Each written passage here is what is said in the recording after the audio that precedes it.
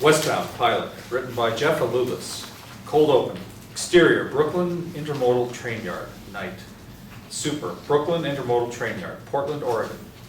Squealing brakes, diesel engines, massive, mile-long freight trains sit idle or slither through dozens of sets of tracks.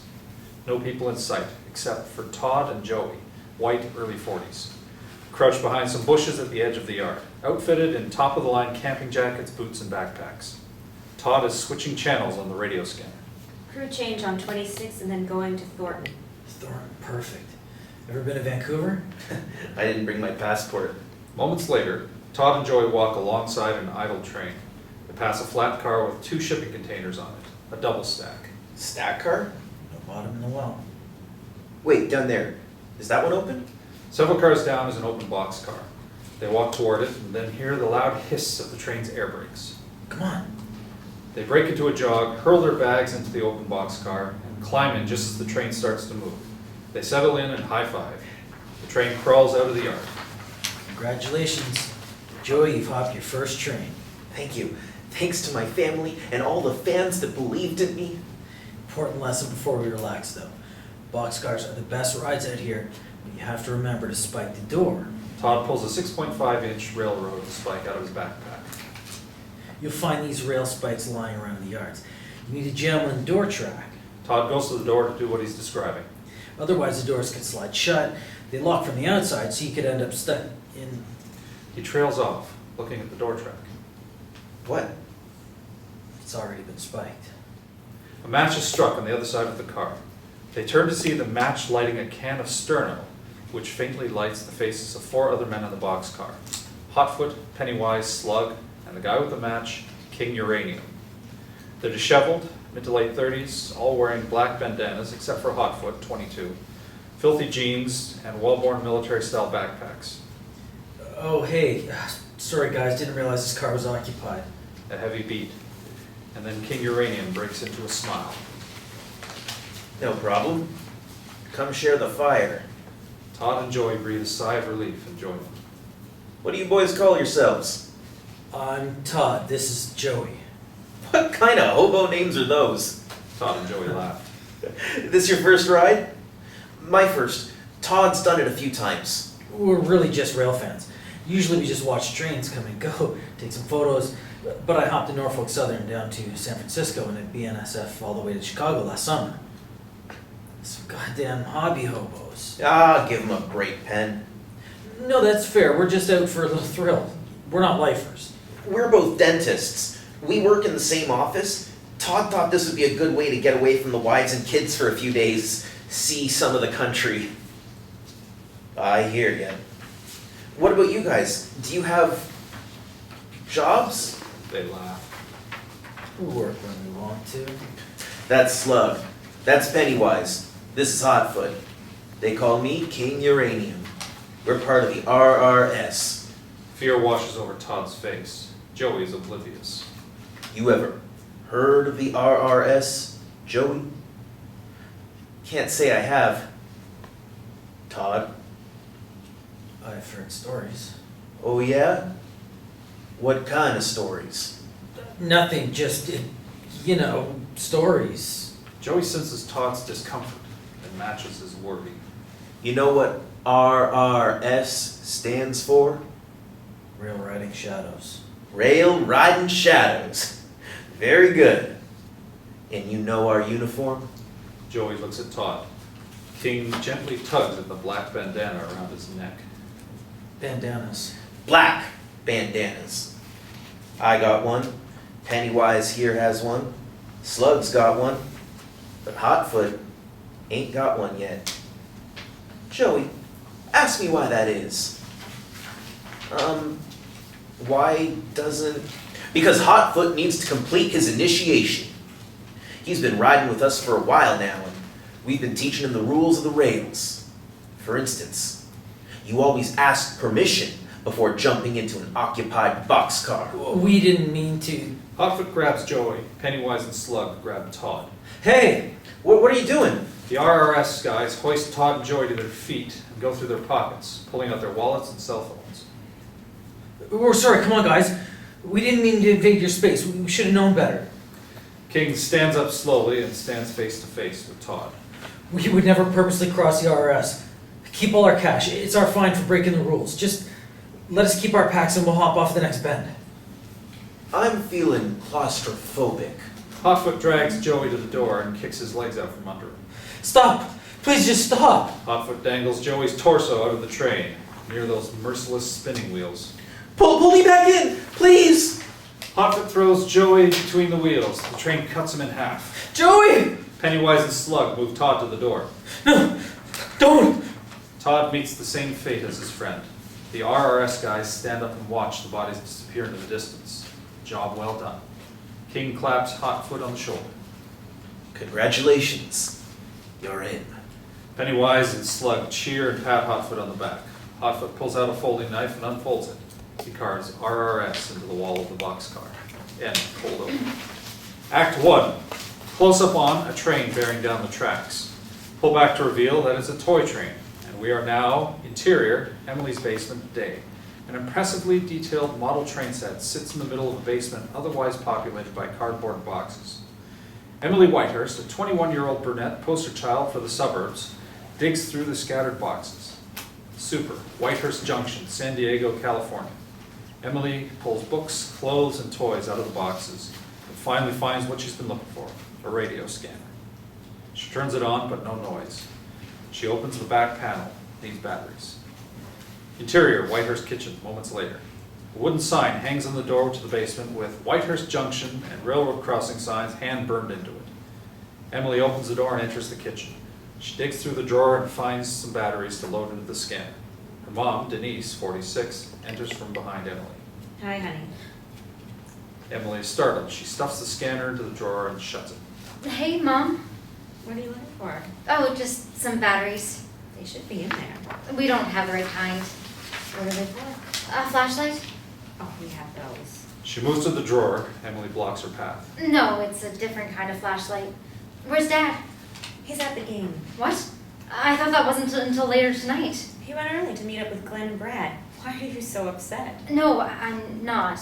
I just thought I would see him before he left. He won't be home too late. He'll be flattered you missed him so much. Are we still on for gnocchi and Chardonnay? Of course. Denise opens the drawer containing the scanner. I already looked. There's no... Denise pulls out a corkscrew and holds it up. Emily smiles. Interior, Whitehurst living room night. Denise is asleep on the couch. An empty wine glass and a nearly empty bottle of Chardonnay rests on the coffee table. TV plays softly. Emily tiptoes through the hallway behind the couch, dressed in layers and wearing a very full camping backpack. Interior, Whitehurst kitchen, continuous. Emily gently opens the drawer containing the scanner, pulls the scanner out, and closes it again. She leaves an envelope on the island. Written in the front is Mom and Dad. She quietly exits through the back door. Interior health clinic waiting room, night. Automatic sliding doors part, and Ozarks, a shabbily dressed, gray-haired black man in his early 60s with his right leg amputated at the knee, enters on crutches and moves to the reception desk. Super, West End Health Center, Denver, Colorado. The room is lightly populated with homeless people of various ages and races. Among them are a grungy hippie couple in their late 30s, Termite and Grasshopper Girl. Ozarks takes a seat across from them and pulls his heavy backpack off his shoulder. Termite looks him up and down. BNSF? Ozarks realizes he's being spoken to. Excuse me? BNSF, am I right? Right about what? Packed light, but you brought everything with you. All that coal dust on your clothes tells me you probably spent at least a day in a recently emptied gondola. The Union Pacific yard is 6 miles away. The BNSF yard is 5. Union Pacific doesn't haul nearly as much coal, so if I had to guess, BNSF. No one said you had to guess. Fair enough. Something I do to pass the time. You here for a black lung from all that coal dust? No one said you had to guess that either. I'm in for chronic back spasms. They're a bitch, man. And medical science ain't got nothing to treat it. They give me pills to manage the pain, and I use my lucky rabbit's foot to keep the bad mojo away. You ask me nice, maybe I'll loan it to you. Looks like one of your boots went missing. Termite cracks a smile and waits for Ozark's response. Ozarks looks down at his amputated leg, then back at Termite. He smiles. I'm Ozarks. I'm Termite. This is Grasshopper Girl. Grasshopper Girl nods and smiles. She's a quiet one, huh? She just likes to listen to me yammer on and make a fool of myself so she can mock me later. He playfully pokes Grasshopper Girl in the ribs. She lets out a quiet giggle. So, what are you in for, seriously? Diabetes. Have to keep up with it on the road. Checking out, refilling, all that. Is that how you lost the leg? No. Mr. Brooks? Oh, it's me. He and Grasshopper Girl both stand. You know, we're catching up later tonight if you want to ride together for a few. I only ride solo. Yeah, I got that sense. But hey, if you change your mind, it'd be nice to trade a few stories and share the track for a bit. Change your mind, we'll be stocking up at the West 38 liquor store before we hop. He turns to go and then turns back. It's on West 38. He winks. Ozark smiles. Termite pecks Grasshopper Girl on the cheek. She walks across the room to the ladies' restroom. The receptionist points Termite into an exam room. Mr. Fletcher? Ozark stands and goes to the desk. Room 4, over there. Thank you. As Ozark passes the room with Termite in it, we see a doctor examining Termite's lower back. As the doctor touches him, Termite violently contorts and knocks over a tray of medical supplies. Ah! Oh, man, I'm sorry, Doc. It's okay. Catherine, can you come in here for a moment? The receptionist goes into Termite's exam room to help the doctor clean up the spilled supplies. So sorry, guys. Those spasms, I'm telling you. On the other side of the receptionist's desk, Grasshopper Girl exits the ladies' room and moves, unnoticed, down the hall to the room with an electronic lock and keypad on the knob. She pulls out Termite's rabbit's foot and pulls back the fur to reveal a small electronic device with a thin piece of metal jutting out. She slides the metal into the lock, and a moment later a green light appears on the device and the door pops open. Interior narcotics closet continuous. Grasshopper Girl enters a small room stocked full of various medications. She loads her pockets with the good stuff. Interior double-stacked train car day. 3 pierced tattooed punks in tight black jeans, combat boots, and black denim jackets covered in band logo patches ride in the Well, a sunken platform meant for workers, of a train car, with 2 shipping containers stacked on it. Veronica V-Switch Passarella, 20, knotted and tangled brown hair, nose ring, big brown eyes, uses a grease pen to tag her nickname on the wall of the Well. She draws a square around the V. That's the new tag? Greg Spruce Caboose Sprouse, 20, unkempt, dirty blonde hair, acne, gangly frame. Doug Doughboy McKinney, 21, tall but non-threatening with a greasy, poorly shaped mullet with chunks shaved out. Share the Well with her. I tried the circle V, but everyone thought I was copying that V from Vendetta movie. So what does the square symbolize? I don't know, boxcar? Boxcars are rectangles. You could circle it and cross the V, then it would be like an upside-down anarchy symbol. I've been rethinking anarchism. Since when? Well, I'm always rethinking. But when we were at Tattered Cover in Denver, I picked up On Authority by Engel. Oh, give me a break. What? The railway example. Yeah. How do you run a railway by committee? Bakken and explained all that. In the matter of boots, I refer to the authority of the bootmaker. Panels of experts recommend action. People follow the recommendations based on their expertise. But if you're on a boat that's sinking, do you have time to form a committee and achieve consensus about the best evacuation plan? A good committee would come up with an evacuation plan in advance. Exterior train yard later. V-Switch, Spruce, and Doughboy continue their discussion as they exit the yard with their packs on their backs. Engel and Bakunin and Prudden, and all of them lived over 100 years ago. They're all dead before the first airplane existed. So let's say the revolution starts tomorrow. Let's say the public gets fed up, spontaneous uprisings in every major city. Government out, consensus-based, non-hierarchical group decision-making in. Hell yes! No FBI, no CIA, no NSA. No FAA. Who's running the air traffic control towers? Every day there's something like 30,000 planes in the air. Do we all have time to reach consensus before making a decision about flight paths? I'm sure for a while after a major revolution, we may have to ground some planes. But an air traffic controller would be afforded authority voluntarily based on his or her experience and expertise. But we don't have any governing body to make sure that their expertise isn't bullshit. So then you're gonna have idiots in the control towers, and you're gonna have planes smashing into each other and falling out of the sky. You sound like my dad. Interior convenience store later. Conversation continues as they shop for 40 ounces. Or what about nuclear power plants? Shut them down. I'm all for renewables, replacing them, but you can't just hit the off switch. You need to decommission them. You need to... If we've advanced to the point where society is ready for anarchism, then people will be advanced enough not to let a power plant melt down just because they're not expecting a paycheck. They present their 40s to the cashier and splatter a massive pile of spare change on the checkout counter. The cashier gives them an annoyed look. Exterior dumpster later. Still talking while digging through a dumpster for edible food in still sealed packages. What I'm getting at is, remember when we were at Gorilla House in Oakland? Good time. Great times. But watching those guys constantly bicker, it's your turn to do this, you were supposed to do that. If the people that are the most committed to the cause can't even figure out a system to get the dishes done, how are they going to figure out labor notes or collective ownership? How do you fly a plane or decommission a nuclear site without at least one person obeying an order from at least one other person? Exterior train yard later. They walk back to the yard they left earlier. Super, Union Pacific Yard, Phoenix, Arizona.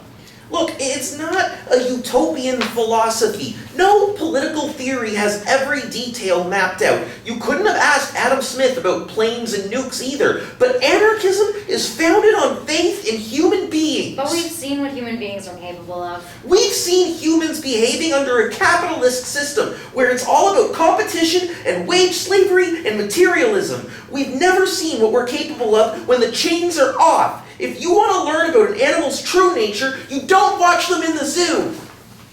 All I know is I'll be happy when there's no more cops. They all laugh. And just then, a white pickup truck with an orange globe light on it comes out of nowhere. Go! They run across the tracks and around trains. The pickup gives chase. They hide behind cargo containers. The pickup finds them. They run up a hill and dive under a loose piece of chain link fence bordering the yard. The pickup can't follow. Exterior bridge later. V-Switch, Spruce, and Doughboy take refuge under a graffiti-coated train bridge. They gather firewood and set up their sleeping bags and camping supplies. How long until shift changes, do you think? Probably at least 3 hours, maybe 5. Enough time for dinner before we catch out. Is this enough firewood? I'll grab some more. As she walks out from under the bridge, the white pickup truck drives down the embankment and stops in front of her. There's nowhere left to run. Exterior train yard night. Super, Thornton Yard, Vancouver, BC. The RRS guys, Hotfoot, Pennywise, Slug, and King Uranium, wait by a dirt road overlooking the yard from a distant edge. Headlights approach and blind them. They stand their ground. A black SUV with tinted windows comes to a stop in front of them and idles for a moment. The driver finally gets out. He's got a long ponytail, a thick pair of glasses, and a black leather trench coat with fringed sleeves. The driver walks to the back, opens the liftgate, and pulls out 4 duffel bags. He drops them at King's feet. The drop is in Roseville, California. When you hit the yard, dial 1. He hands over a cheap prepaid cell phone. Your contact will be 15 minutes out. We'll verify the shipment and get you paid. We know the drill. The driver gets back in his car and drives off. And with that out of the way, we just have one bit of chapter business to take care of. Hotfoot's official initiation. Pennywise and Slug clap and cheer. He's been with us for a year now. He's been voted in, and he proved himself with those weekend warriors back in Oregon. So, now it's time to make it official. Pennywise and Slug put their arms around Hotfoot. He smiles. You're one of us now, brother. King pulls a brand new black bandana, still wrapped in plastic, out of his jacket pocket. He unwraps it, tosses the plastic on the ground, and holds the bandana out towards Hotfoot with 2 hands. He smiles at Hotfoot. Go for it. Pennywise and Slug grab Hotfoot's wrists, and Slug punches Hotfoot in the stomach. Pennywise punches Hotfoot in the back of the head until he goes down. They kick Hotfoot brutally as he writhes on the ground. They laugh as they do it. King lets the bandana fall to the dirt. He unzips his fly and pisses on it. When he's done, he zips back up. All right. Enough. Pennywise and Slug back off. Hotfoot gasps in pain and turns to lay on his side. King picks up the bandana and wrings out the excess piss onto Hotfoot's forehead. He then ties the bandana around Hotfoot's neck. Welcome to the RRS. Hotfoot manages a bloody smile. End of Act 1. Act 2. Exterior bridge, night. V-Switch, Spruce, and Doughboy sit around a campfire and drink. Doughboy has a trespassing citation impaled on a stick. He holds it over the flames and it catches fire. Good night. ARS 13-1502. Spruce lights up his citation the same way. $175 ain't bad. Third-degree trespass can go up to $500 in Arizona. Come on, V-Switch. Throw yours in the kindling. I'm good. Oh, are we suddenly following rules all of a sudden?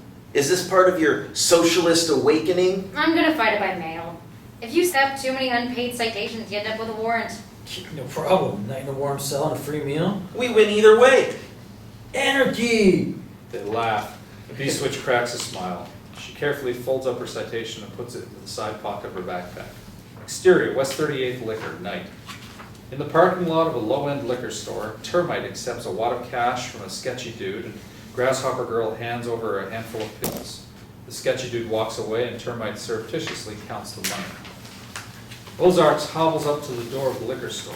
Termite sees him and goes to hold the door for him. Ozarks! Hey man, you made it. Let me get that for you. Thank you. Interior, West 38th Liquor, continuous. The three of them enter. So does this mean you're riding with us tonight? Just stocking up. Oh, come on. You probably noticed by now that I'm the talker and she's the quiet one. When we ride alone, the conversation gets pretty one-sided. And she's heard all my stories already. Ozarks plucks a bottle of MD 2020 off the shelf and puts it on the checkout counter along with some loose bills and change. The cashier rings him up. No offense, but I've become fond of riding alone. $1.20 more. What? You're short $1.20. Damn it. He searches his pockets.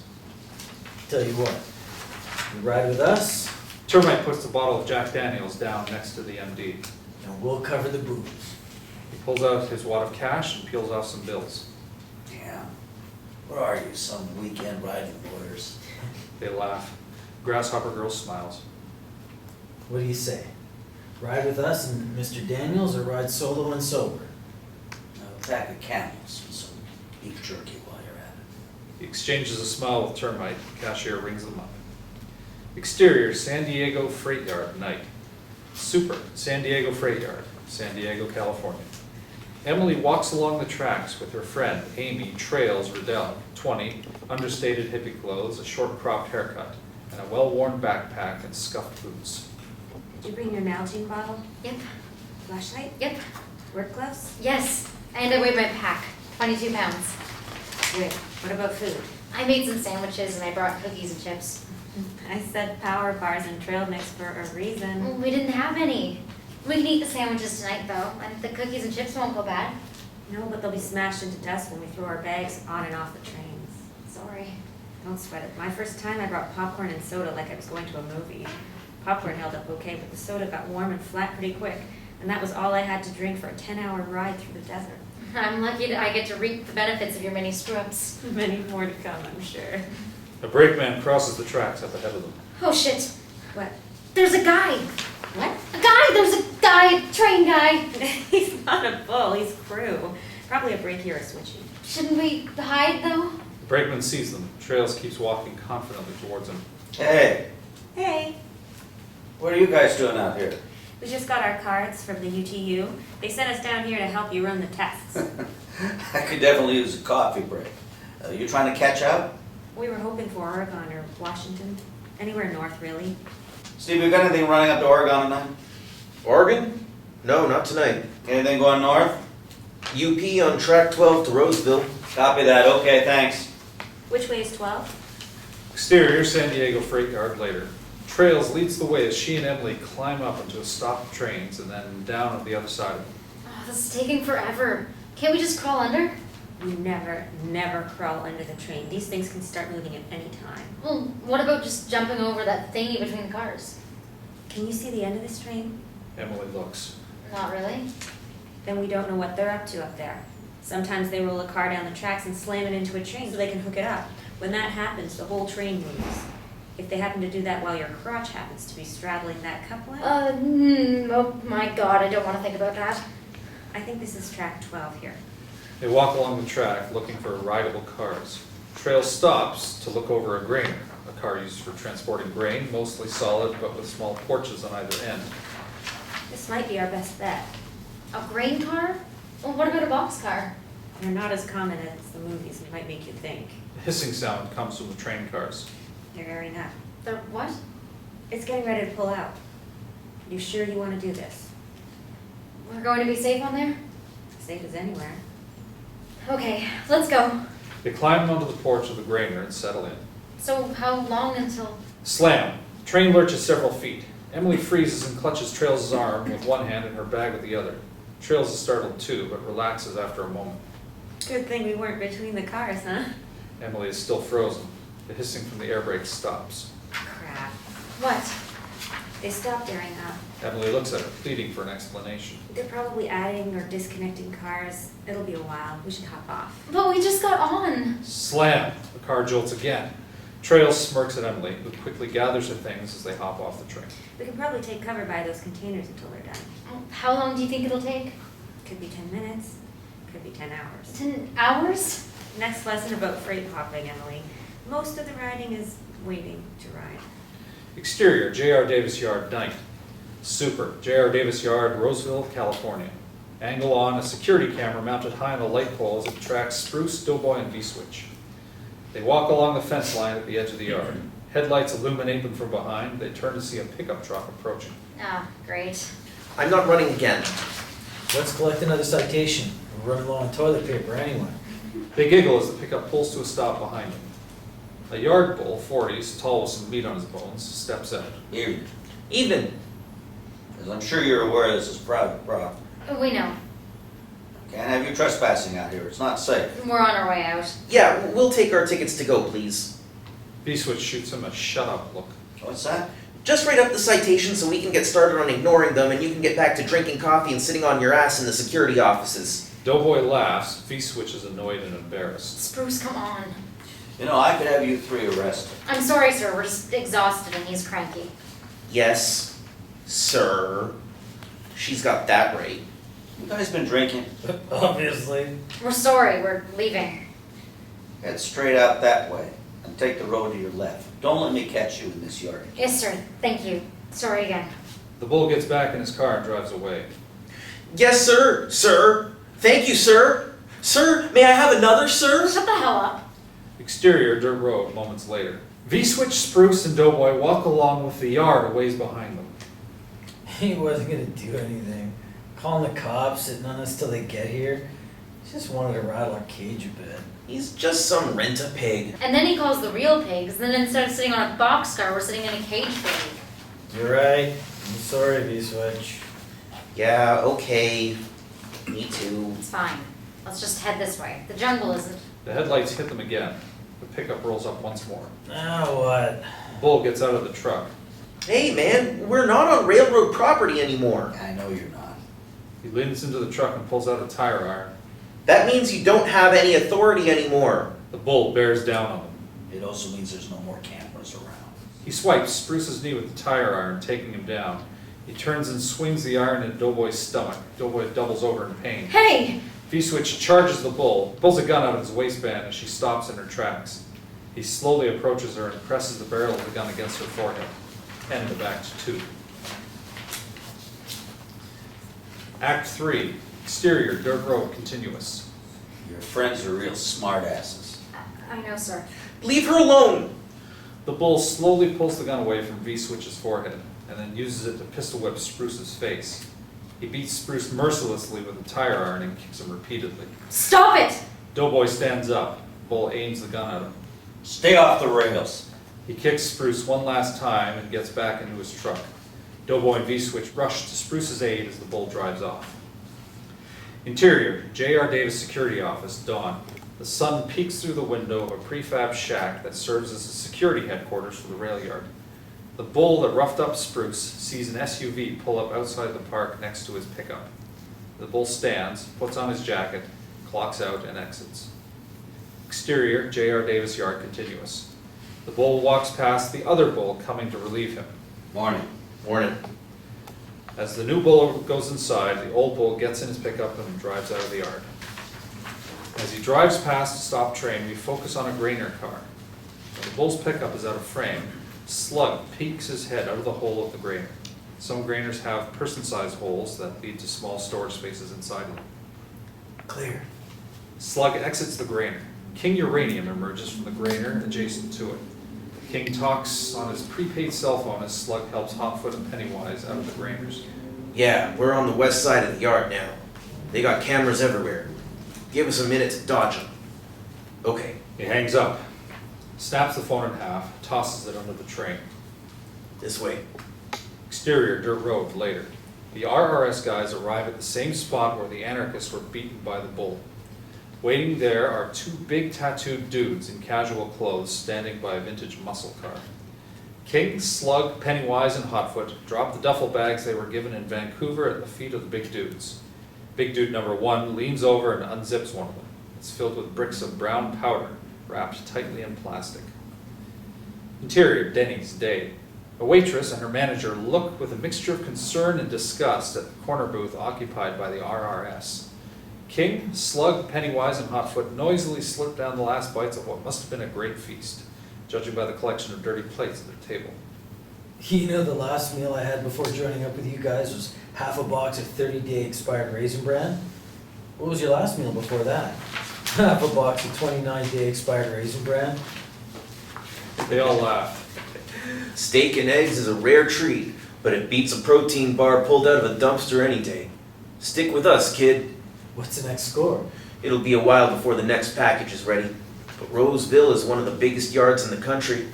We'll head over to the jungle near where we made the drop. See if we can't have a little fun. Maybe catch a few flies. King and Pennywise toast coffee mugs and drink. Waitress! Some more coffee. And another Grand Slamish. The waitress nervously grabs a coffee pot. Interior, exterior boxcar day. Super, somewhere in Utah. Termite, Grasshopper Girl, and Ozarks ride at a good speed. Ozark sips Jack Daniels while Termite plays harmonica and Grasshopper Girl sings Little Black Train by Woody Guthrie with a surprisingly beautiful voice. You may be a barroom gambler and cheat your way through life. You can't cheat that little black train or beat this final ride. There's a little black train coming down the track. You gotta ride that little black train, but I ain't gonna bring you back. Song finishes and Ozarks applauds. Damn, Grasshopper Girl, you got some pipes on you. She looks away and smiles. Ain't she something else? My little songbird. He kisses her on the cheek. All right, your turn. You know hard traveling? Oh, no. Come on. How about this train is bound for glory? Ozark shakes his head defiantly. This land is your land? No, I ain't no singer. Let Grasshopper Girl take another one. You go alone and don't sing? How the hell do you stay sane, Ozarks? It ain't easy. A long beat. We've all been through hard times, man. I know it. I'm just saying, even if you don't like hanging around, most people, a song in your soul can still be good company. So can a bottle of whiskey. He passes the Jack Daniels to Termite, who takes a swig. We used to have it good. I mean, we still got it good, but we used to have everything all set up. We met in our second year at NC State and we dropped out together. Not much for homework and exams. A friend from back home knew a guy who was selling his chicken farm. I didn't know much about raising chickens, but it didn't take long to figure it out. Free range eggs and poultry, all organic, no steroids or nothing. We lived simple, but we lived well. He passes the whiskey to Grasshopper Girl. Her smile has faded. After the first year, we had a son, Elliot. After Rambling Jack Elliot. Grasshopper Girl takes a swig. Ozark sees where this is going. Termite, you don't have to. Well, we learned everything about running a farm. How to collect the eggs, how to store the feed, how to kill the chickens humanely. We had to do the books and file the taxes. We didn't know we were supposed to keep Elliot away from the baby chicks. He was so cute. So careful the way he held them in his hand. More careful with the chicks and with the eggs they came out of. Woke up in the middle of the night one night. He was sick. No big deal, kids get sick, but it just wouldn't go away. Salmonella. Grasshopper Girl nods. How old was he? 2. Almost 3, just old enough to know that he should be scared. Jesus. losing Elliot, it broke us. Couldn't even eat, much less work. Farming downhill, it was just too painful being in that house and those baby chicks every day. I walked away from it all. Started hitchhiking, camping, living even simpler than we already were. Met some folks who taught us how to catch trains and we got out. Keeps us moving. Keeps us sane. Grasshopper Girl passes the whiskey to Ozarks. And then one day we walked into a clinic and met this fella named Ozarks. He's probably got a story of his own. Ozarks takes a swig. I've been riding since I was a teenager, what can I say? Termite and Grasshopper Girl wait for more. Ozark sees that he's not getting off that easy. My pop was a drunk. My mom was a drunk. I was a punching bag. I ran away. Never thought of a reason to go back. That's it. It ain't a good story. Why do you always ride solo? Skip me all this personal stuff. You'll be asking me how I lost my leg next. How'd you lose the leg? Ozarks takes another swig, hands the bottle to Termite. I should have just sang "This Land Is Your Land." They all smile. About a year ago, I ran into this homeless kid. Good heart, no sense. Not dumb, just no sense. Shoplifting from a grocery store when he could have gotten more out of a dumpster, you know. I took him under my wing, taught him how to survive, thrive. But he was always looking for more. He was young, couldn't stay still. I tried to tell him how dangerous it was hopping freight on the fly. I tried to teach him patience. One day, we had a chance to catch out to California after being stuck up at the UP yard in Phoenix for about a week.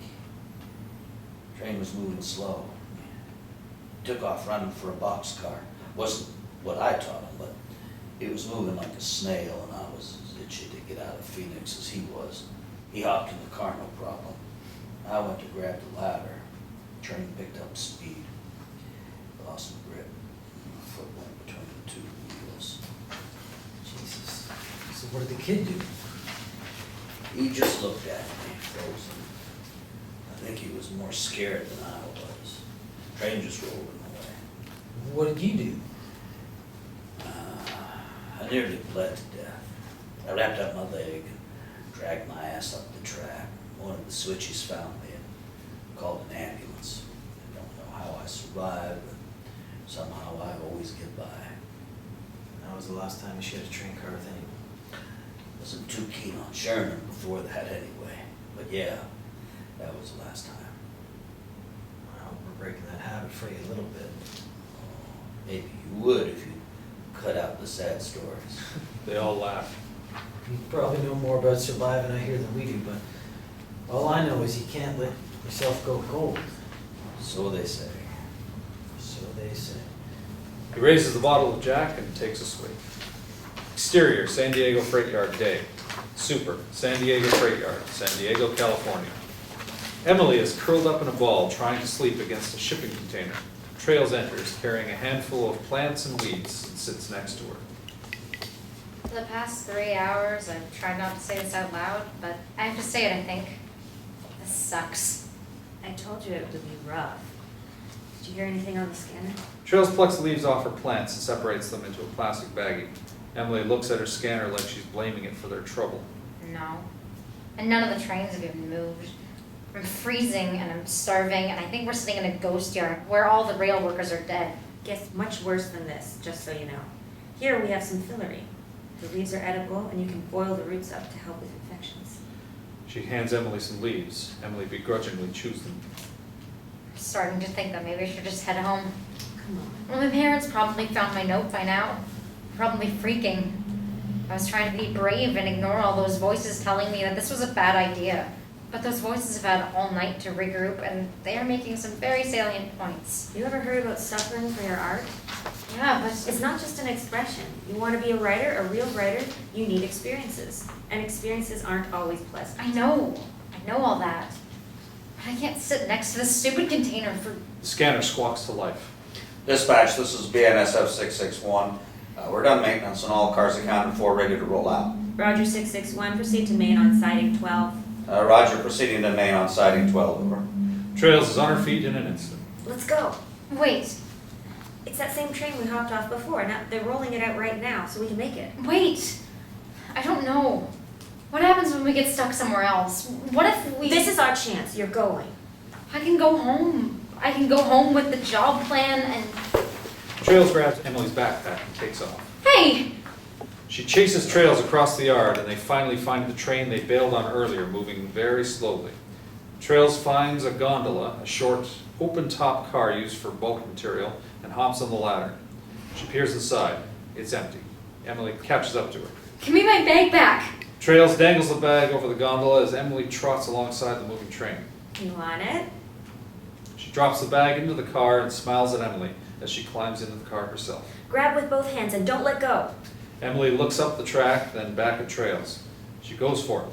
She grabs the ladder and her feet lift off the ground. Climb, climb, climb. Emily climbs the ladder and swings her leg over the top of the gondola. She flops down inside the car, taking Trails down in the process. They lay on the floor laughing. I did it. You did it. Emily jumps up and holds her arms out, victorious. I did it! Oh, not yet. Trails grabs her and pulls her back to the floor. Not yet. You gotta wait until we're out of the yard to celebrate. If the bulls see you, they'll stop the train and yank us off. Train picks up speed. They pass the gates of the yard. Trails peers over the edge of the gondola and sees the yard office fading into the distance. Okay. Now. Emily jumps up again. I did it! I'm a hobo. Trails laughs. One train doesn't make you a hobo. Oh, don't be so hobophobic. Emily looks around, soaking in the sights. I told you there was a lot of waiting, right? You did. But I also told you that the wind in your hair would make it worth it, didn't I? Yes. And? It does. So far. What happens when the train stops? We worry about that when it happens. They smile at each other, and then they kiss, passionately. Pen to Act 3. Act 4. Interior, Sutter Roseville Medical Center, day. Spruce is in a bed in an emergency department, surrounded by a curtain. B-Switch and Doughboy are camped in chairs next to him. A doctor, female, 40s, pulls back the curtain. Mr. Sprouse, how are we feeling? Hunky-dory. You have had a mild concussion, so you should take it easy for a few days. No working. That won't be a problem. No physical activity. Would that include running Yes. and jumping on things? Shut up, let her talk. The less jumping, the better, at least for a week or two. Ribs are bruised but not broken. When was the last time you saw a dentist? Hard to say. 3, 4 years? Been off the grid for a while now. You have a broken tooth that needs to be fixed, otherwise it could get infected. We don't do that here, though. You'll need to find a dental surgeon. As for the knee, it's not broken, but it is dislocated. Now, is it fair to assume you don't have any insurance? Like I said, off the grid. Well, the good news is that your injuries aren't life-threatening. The bad news is that since they're not life-threatening, we can't treat you. Of course. There's a free clinic that sees new patients on Wednesdays. They can relocate the patella for you. In the meantime, you need to keep your leg immobilized, and you should ice it to keep down the swelling. You're seriously going to kick him to the curb with a busted kneecap? It's not my policy, it's the hospital's. And the knee should heal fine once it's popped back into place. It's that tooth that I'm worried about. We can give you a referral to a dental clinic, and you can get dressed now. Maybe your friends can help you. Just be careful of that knee. She stands. That's it? That's it. Good luck. She exits and pulls the curtain closed behind her. We follow her as she walks to the nurse's station and hands over a chart to a nurse. Discharge curtain 3, non-life-threatening. Who's next? The nurse hands her a new chart. The doctor peeks at it and walks off. The termite approaches the nurse's station. Hey there, so sorry to bug you, but my back is just killing me. Will it be much longer? Just a few more minutes. Great, thanks so much. Oh, and is there a restroom nearby? Around the corner, make a left. Termite turns to the chairs in the waiting area where Grasshopper Girl sits. Honey? Around the corner, make a left. She nods and stands up, stroking her lucky rabbit's foot. Exterior, Roseville Hobo Jungle, night. Ozarks makes his way along a barely cleared path in the woods towards a glow seeping through the trees. He comes to a clearing and finds a hobo jungle, a secret campground for freight riders. Coming in, coming in. A dozen hobos of various ages and races are sitting on overturned plastic buckets around a fire. King Uranium, Hotfoot, Slug, and Pennywise are at the center of the group. Everyone turns to see Ozarks enter the jungle. Ozarks looks downward and makes his way past the fire. He finds a bucket lying on its side, tips it over, and takes a seat on the edge of the jungle. Hotfoot locks eyes with Ozarks for a moment. Ozarks looks away.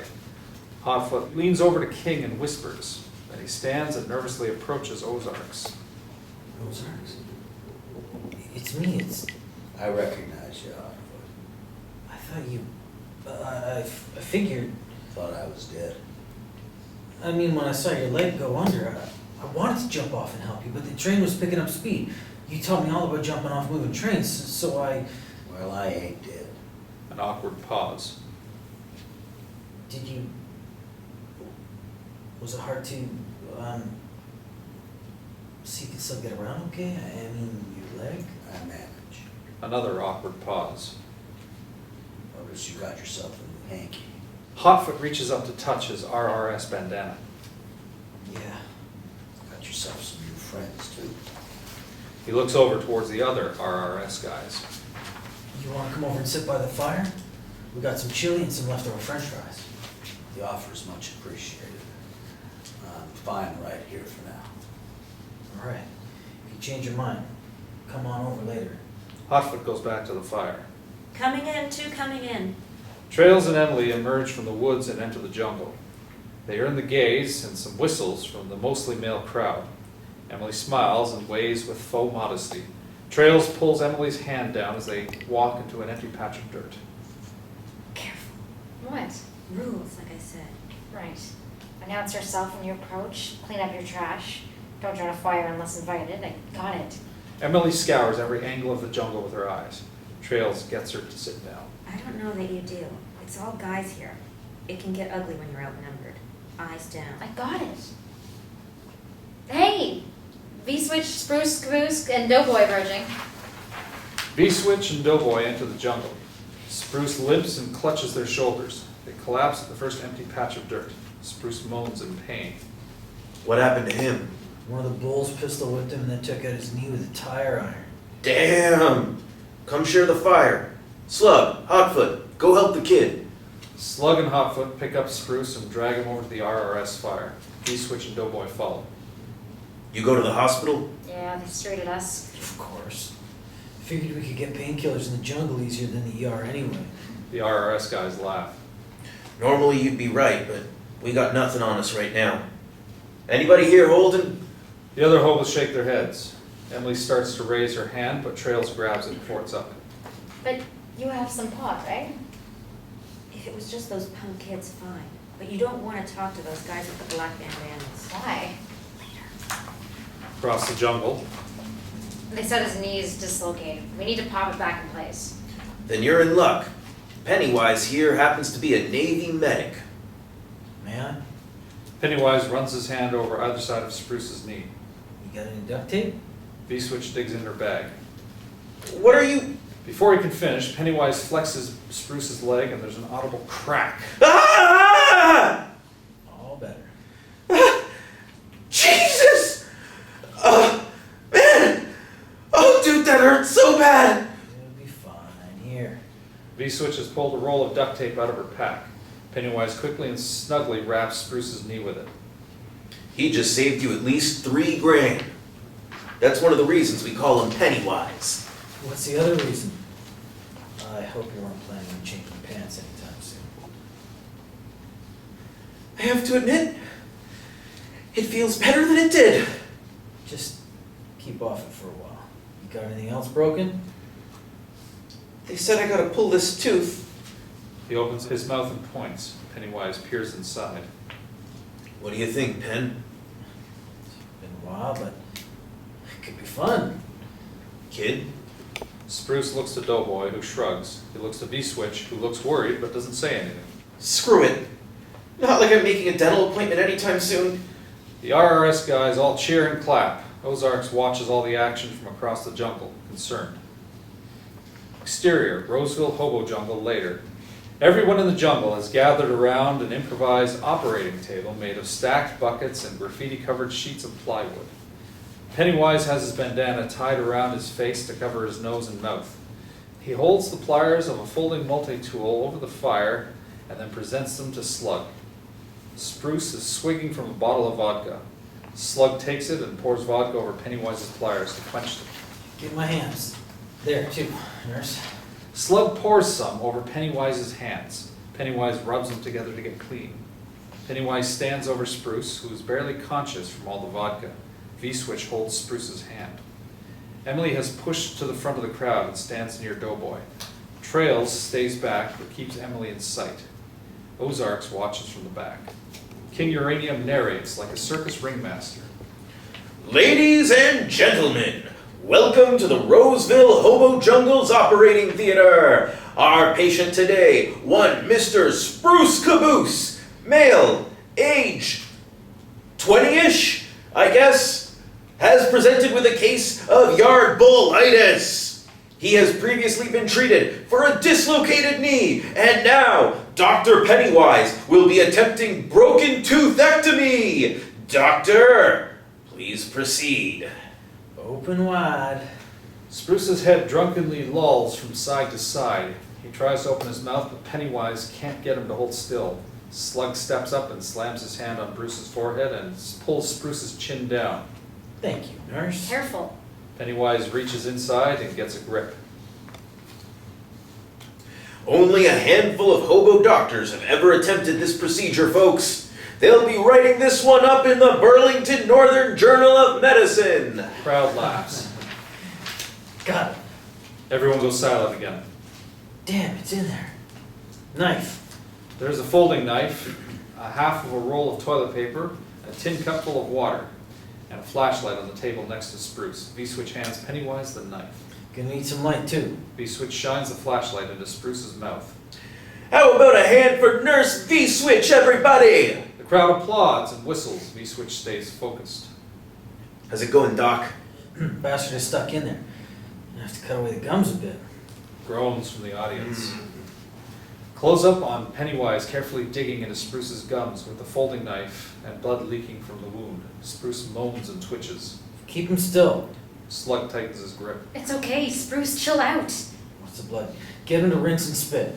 Slug lets go. V-Switch tries to give Spruce a sip of water. Just drools out of his mouth. Come on, Spruce, spit. Spit, Spruce. Spit, Spruce. Crowd starts chanting. Spit, spit, spit. V-Switch gets him to gulp some water. He spits a mouthful of water and blood straight up into the air.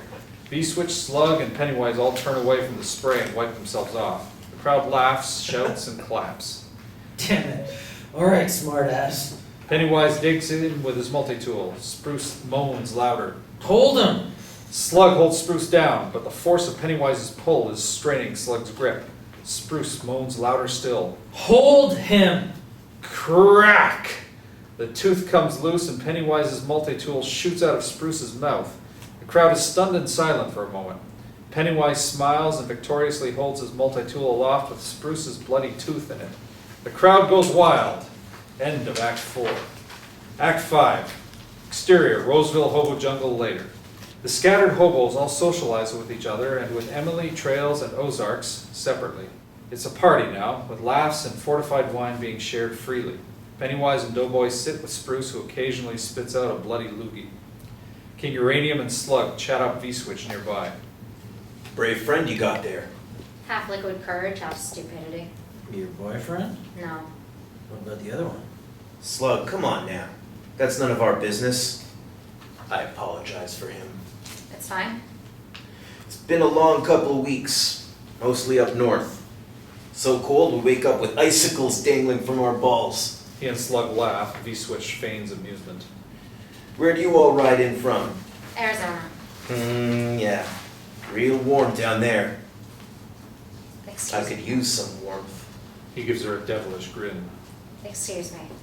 She takes a step to walk away. King puts out a hand to stop her. Get the fuck!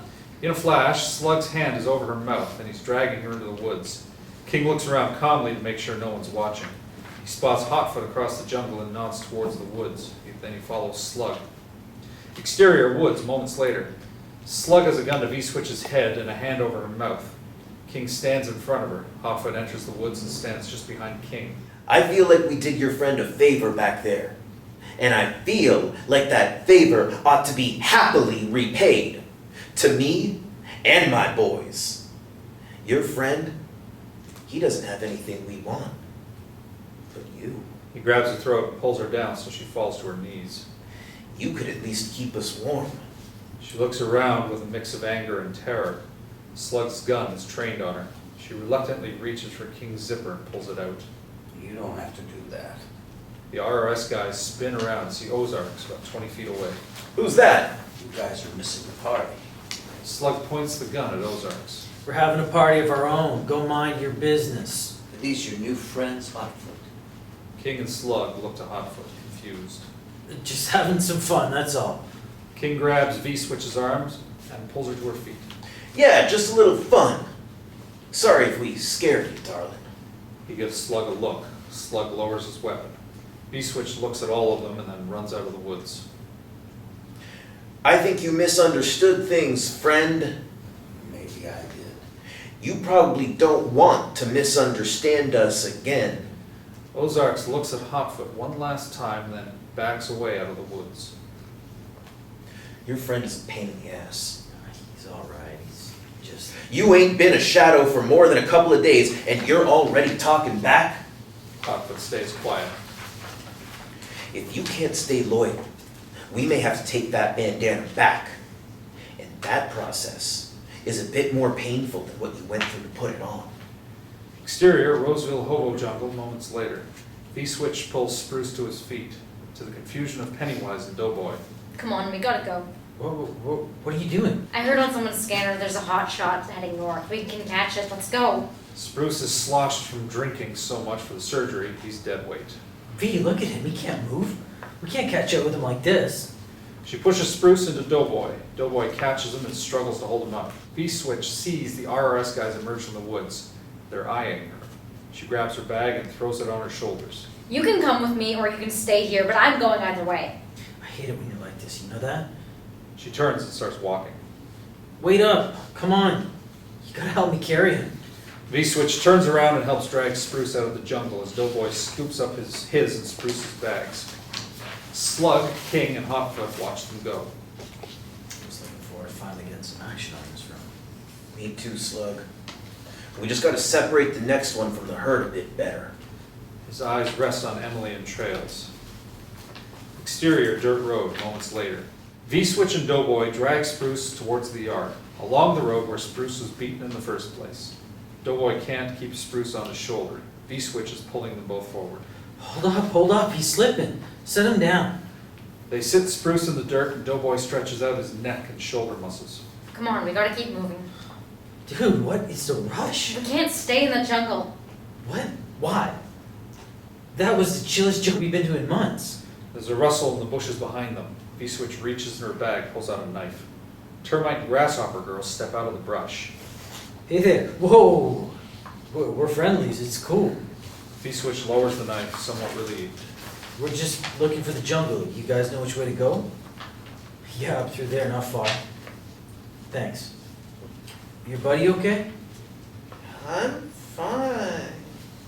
I'll be fine if they stop dragging me. He got beat up a bit. Healed him with some booze. I got some hydrocodone. If it might ease his pain, it might ease all of ours. How many milligrams? 7.5, $3 a pill. Not a bad deal. V-Switch, give me some of the bankroll. We don't have the time or money for this right now. I want pills! V-Switch, give him money. V-Switch digs into her bag, pulls out a small wad of cash, and peels off a bunch of small bills. She doesn't notice it, but when she pulls out the cash, she accidentally spills her trespassing citation on the ground. Here's 30. Termite opens a pill bottle, pours out some pills into his hand, counts them, then drops the counted pills into Doughboy's hand, and takes the cash from V-Switch. Thank you very much. Hope your friend feels better. Through there? Straight that way, you'll see the fire line. Termite and grasshopper girl head off. Free surgery and cheap pain pills. Who needs the grid, right? V-Switch starts to tear up, but chokes it back. She turns and storms off towards the yard. Where are you going? V! He grabs Spruce's arm, slings it over his shoulder, and pulls Spruce to his feet. They follow her. Exterior, Roseville Hobo Jungle, dawn. The hobos are all sleeping off a long night of partying as the sun comes up. Trails stands over a sleeping Emily and nudges her with her foot. Emily scrunches her face, annoyed to be woken up. Come on, I just heard over the scanner there's a train waiting on the side out, headed to Laurel, Where's Laurel? Montana. I've never been to Montana. Today's the day, let's go. Emily sits up and shakes off the sleep. Across the jungle, King's eyes slowly open. He sees Emily and Trails packing up and keeps an eye on them as they exit the jungle. He rolls over and shakes Hotfoot to wake him up. Hey, we're moving. Wake up the others. Exterior, J.R. Davis Yard, day. Trails and Emily walk along a train, looking for a rideable car. I'm going to sleep through half of this ride. Do you ever get used to that taste of that Thunderbird stuff? You know, I just gotta say before we go any further, I know you're excited about this summer. I'm excited to have you out here with me, but you have to be way more careful. What? We were fine last night. Exterior, dirt road, continuous. The RRS guys walk towards the yard. Most of the people you meet out here are good people, but there are criminals and scammers and psychos too, and sometimes it's hard to tell until it's too late. Pennywise spots the trespassing citation that V-Switch left behind. He hands it to King, who reads it, smiles, and pockets it. You need to stay close and you need to grow eyes in the back of your head. Exterior, J.R. Davis Yard, continuous. I would argue with you, but I'm too hungover. Trails finds a grainer and climbs up. Emily climbs up after her. The RRS guys spot them from far away and approach the same train. Exterior, Roseville Hobo Jungle, day. Termite stirs from sleep and kisses Grasshopper Girl gently on the cheek. He stands and walks into the woods. Exterior, woods, moments later. Termite finishes taking a piss and zips up. He looks around and breathes in the morning air. He walks back towards the jungle but stops in his tracks along the way. He sees Ozarks lying in the woods. He walks over to him and kneels down, shakes him gently. Ozarks. That you? It's morning, buddy. You shouldn't sleep out. He rolls him over to see that Ozarks is dead. He's been beaten badly, sliced up, and stabbed. On his cheek, someone has carved the letters RRS. Exterior, J.R. Davis Yard, day. The train Emily and Trails have boarded airs up and starts moving. They rest their heads on each other's shoulders. A few cars down, the RRS guys settle in for the ride on two grainers facing each other. Hotfoot takes out a bottle of water and rinses off his folding knife. It's covered in blood. He wipes the blade dry on his pants, folds the knife, and pockets it. The train rolls slowly out of the yard. End of show.